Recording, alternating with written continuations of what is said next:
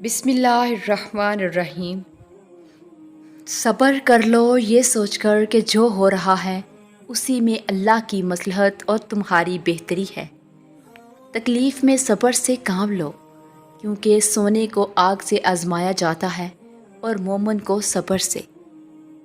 آسمان پر اللہ جانتا ہے کہ اس کا بندہ انتظار کر رہا ہے، اور یقیناً وہ آپ کو مایوس نہیں کرے گا۔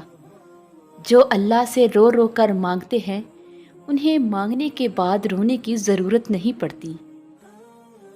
تمہارا اللہ با اختیار ہے، وہ چاہے تو لمحوں میں زمین کو آسمان اور دعا کو تمہارا مقدر کر دے۔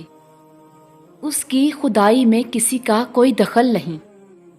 اگر اللہ تمہیں وہاں تک لے کر نہیں گیا جہاں تم جانا چاہتے تھے تو یقین رکھو بہتر ہوگی وہ جگہ جہاں وہ تمہیں اپنی مرضی سے لے جائے گا۔ تم جتنی دفعہ دعا مانگتے ہو اللہ اتنی دفعہ تمہیں تمہاری دعاؤں کے جواب دیتا ہے۔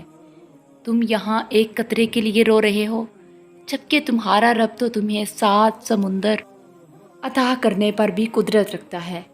تمہارا کام بس دعا کرنا ہے، عطا کی تدبیریں وہ خود بناتا ہے۔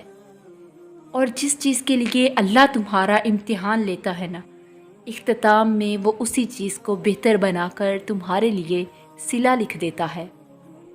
معجزوں کی راہ تو اللہ آخری سانس تک کھلی رکھتا ہے، تو تم تب بھی دعا کرتے رہنا جب تمہارے پاس قبولیت کی کوئی بھی وجہ باقی نہ رہے، کیونکہ بے بس تم ہو۔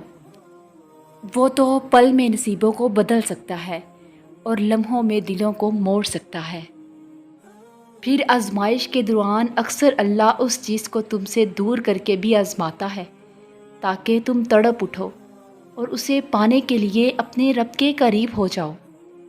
اور جب تم ناممکن حالات میں بھی اللہ کا در نہیں چھوڑتے تب وہ تمہیں اپنے معجزات سے نوازتا ہے۔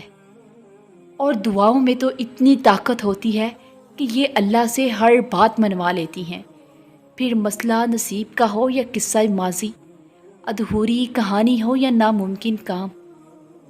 بے شک منزل میں رکاوٹیں لاکھ سہی، اگر اللہ نے لکھا ہے تو مل کر ہی رہے گا۔ اے دل بس تھوڑا انتظار اور اب کن کے معجزے ہونے کو ہیں۔